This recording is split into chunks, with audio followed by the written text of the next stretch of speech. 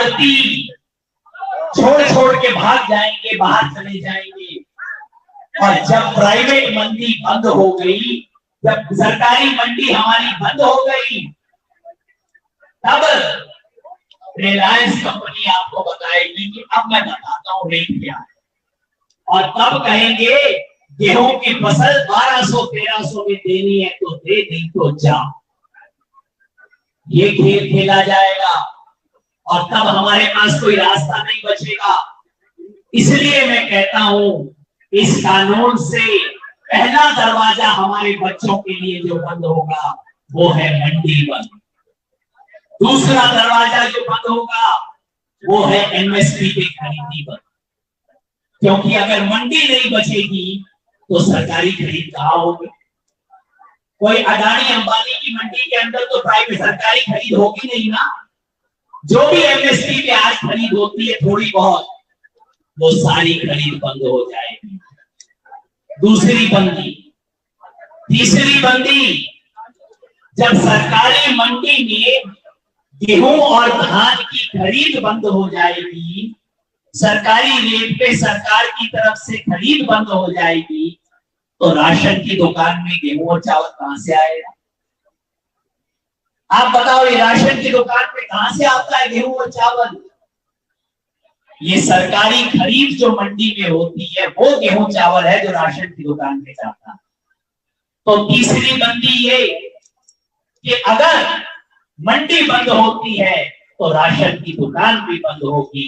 हमारे मजदूर को आज जो सस्ता गेहूं और चावल मिल जाता है ये भी बंद हो जाता है। सिर्फ 3 बंदी नहीं, चौथी बंदी, किसान की किस्मत कॉन्ट्रैक्ट में बंद होगी। कंपनी आके किसान से कॉन्ट्रैक्ट करवाएगी, लिखवाएगी, किसान चुपचाप से अपना अंगूठा लगा देगा और बाद में उसको पता लगेगा कि क्या हुआ। मैं आपको पंजाब का एक छोटा सा किस्सा बता देता हूं। ये जो पेप्सी कंपनी है ना, ये पेप्सी कंपनी आलू की चिप भी बनाती है। पंजाब में उसने किसानों के साथ कॉन्ट्रैक्ट किया कंपनी ने कि 6 रुपए किलो में तेरा आलू ले लेंगे, तेरी पसंद जो भी हुआ 6 रुपए किलो के हिसाब से आलू ले लेंगे। पहले साल आलू का रेट कम बाजार में 8 रुपया था, तो कंपनी किसान के पास पहुंच गई कि भाई अपना कॉन्ट्रैक्ट तो 6 रुपए का था, पूरा अपना आलू। किसान ने दे दिया कि भाई मैंने तो कॉन्ट्रैक्ट किया है, कोई बात नहीं, इसमें भी मेरे को 1 रुपए की बचत है। लेकिन अगले साल उसी बाजार में आलू का रेट हो गया 4 रुपए किलो। अब किसान कंपनी के पीछे पीछे भागे थी, 6 रुपए का हमने कॉन्ट्रैक्ट किया था, आप खरीद लो। अब कंपनी ने क्या कहा, पेप्सी कंपनी ने, कि नहीं जी, आपने अपना कॉन्ट्रैक्ट ठीक से नहीं पढ़ा। कॉन्ट्रैक्ट के पेज नंबर 17 के ऊपर लिखा हुआ है कि आपके आलू का साइज कम से कम 25 सेंटीमीटर होना चाहिए, नहीं तो हम लेंगे नहीं। ये हुआ। यानी कि अगर किसान और कंपनी में कॉन्ट्रैक्ट होगा तो कंपनी का हाथ हमेशा भारी रहेगा। कंपनी के वकीलों के सामने किसान कभी अपना कॉन्ट्रैक्ट लागू नहीं करवा सकता। तो ये चौथी बंदी।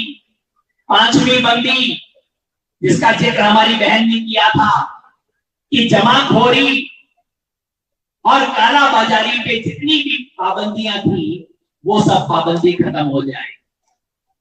जमाखोरी और कालाबाजारी बिल्कुल खुल जाएगी। अडानी अंबानी बड़े बड़े गोदाम बना रहे हैं, गोदाम में नहीं साइलो बना रहे हैं।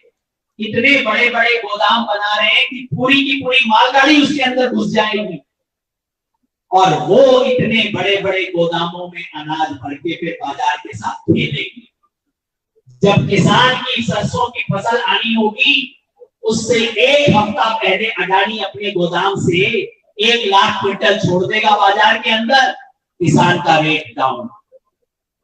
और जब मजदूर के खरीदने का टाइम आएगा, गरीब के खरीदने का टाइम आएगा, तब गोदाम के दरवाजे बंद और रेट ऊपर। यही होती है कालाबाजारी। ये 5वां दरवाजा बंद। इतने से भी मोदी जी का पेट नहीं भरा, उन्होंने 6ठा दरवाजा और बंद किया। 6ठा दरवाजा क्या है? बिजली का कानून। मोदी सरकार बिजली का कानून ये ला रही है कि देश में कोई भी राज्य सरकार अपनी जेब से भी सस्ती बिजली किसान को नहीं दे सकती, अपनी जेब से भी। ये केंद्र सरकार के पेट से नहीं जा रहा। राजस्थान सरकार अगर अपनी जेब से किसान को सस्ती बिजली देना चाहे तो उसके ऊपर भी पाबंदी लग रही है। ये पांचवी, छठी बात। और सातवीं बंदी मोदी जी को लगा अभी तो किसान बंद नहीं हुआ, बाकी चीजें तो बंद हो गई, लेकिन किसान तो फिर भी घूम रहा है। तो सातवीं बंदी थी पराली का कानून। वो ये कि अगर पराली जलाई और धुआं दिल्ली पहुंचा तो किसान पे 1 करोड़ रुपए का जुर्माना। मैंने पहली बार सुना, मेरे को यकीन नहीं हुआ, मैंने कहा पढ़ने में गलती हो गई होगी कोई। 1 करोड़ रुपए का जुर्माना और 5 साल की सजा, 5 साल जेल। ये 7 बंदियां। मोदी जी, आप पूछते हो आपके कानून में क्या काला है? मैं कहता हूं इस कानून की नीयत काली है।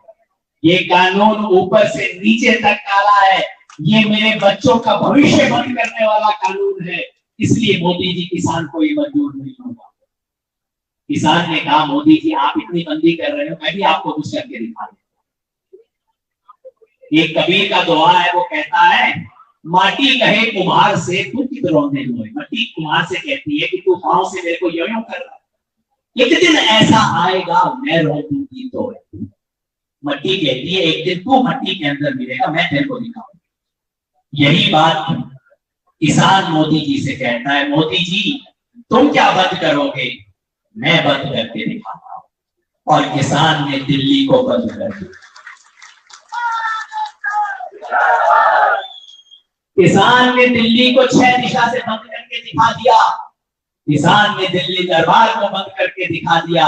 और आज किसान कहता है मोदी जी इन 3 कानूनों का समर्थन करने वाली पार्टियों की दुकान भी मैं बंद करके दिखाऊंगा, ये कहता है किसान। मेरे दोस्तों, आज 3 महीना हो चुका है इस आंदोलन को चलते हुए। कई साथी पूछते हैं, आज मेरे से किसी पत्रकार ने पूछा कि ये 3 महीने हो गए, 3 कानून अभी रद्द नहीं हुए। मैंने कहा भाई मैं आपको बताता हूं इस 3 महीने में हमने क्या हासिल किया है। आप ध्यान से सुनना जी, क्योंकि आपको भी गांव में जाके, अपने पिंड में जाके, चक में जाके, ढाणी में जाके जवाब देना पड़ेगा। अभी 3 महीने हो गए, क्या होगा किसान आंदोलन का? अभी तक तो कानून वापस नहीं हुए जी। मोदी नहीं करेगा जी, और कुछ भी हो जाए, अड़ियल आदमी है वो नहीं करेगा, किसान आंदोलन खाली हाथ आएगा। मैं चाहता हूं आप उनको जवाब देना कि भैया 3 महीने में हमने 3 ऐसी चीजें हासिल की हैं जो हम हमारे आंदोलन की जो शुरुआत थी उससे भी ज्यादा बड़ी चीजें हासिल। पहली बात, जहां तक 3 कानूनों की बात है, ये कानून रद्द तो नहीं हुए लेकिन मर चुके हैं। ये तीनों कानूनों की मौत हो चुकी है। इस सरकार की हिम्मत नहीं होगी कि इन कानूनों को दोबारा लागू करवाने की सोचे। और इस सरकार को छोड़ दो, आने वाली किसी सरकार की भी हिम्मत नहीं होगी कि इन कानूनों को लागू करवाए। इन कानूनों की बात करोगे ना अगले प्राइम मिनिस्टर से, इसका तो जो होना है वो तो हो लिया। अगले प्राइम मिनिस्टर से अगर आप कहोगे ये 3 कानून, तो चिमटे से भी हाथ नहीं लगाएगा कोई इन कानून। तो मेरे से पत्रकार ने पूछा कि आप कह रहे हो 3 कानूनों की मौत हो गई, तो फिर आपने आंदोलन क्यों चला रखा है अगर ये कानून मर गए तो? मैंने कहा भाई मर तो गए, अभी डेथ सर्टिफिकेट नहीं मिला है, वो ले। और उसमें मोदी जी की मूंछ आड़े आ रही है। आज तक दाढ़ी भी लंबी कर ली है उन्होंने, तो मूंछ भी लंबी हो गई है, दाढ़ी भी लंबी हो गई है, काम हल्के हो गए, मूंछ सारी बड़ी होती जा रही है। जिसे कहते हैं रस्सी तो जल गई मगर बल नहीं गया। अब बस वही दिक्कत आ रही है, मोदी जी की नाक बीच में आ रही है। मौत तो 3 कानूनों की हो चुकी, डेथ सर्टिफिकेट सरकार इशू नहीं कर रही है, वो भी किसान कहता है लेके घर में जाए। पहली उपलब्धि। दूसरी उपलब्धि, इस आंदोलन ने देश के किसान में इतनी बड़ी एकता कायम की है जो इस देश ने आज तक कभी नहीं देखी। ये पार्टी जो अपने आप को राष्ट्रवादी बताती है, क्या क्या खेल है, हरियाणा और पंजाब के किसान को लड़ाओ, हिंदू और सिख को लड़ाओ, जाट और गैर जाट को लड़ाओ, ये राष्ट्रवाद है इनका।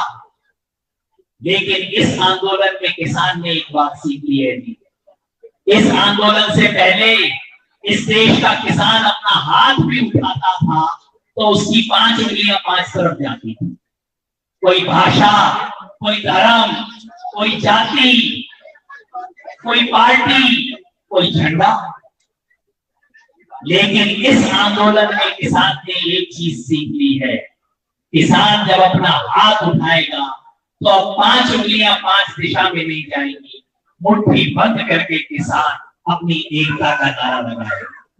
तो मिलके मुट्ठी बंद करके आप दिखाइए मोदी जी को, किसान एकता, किसान एकता।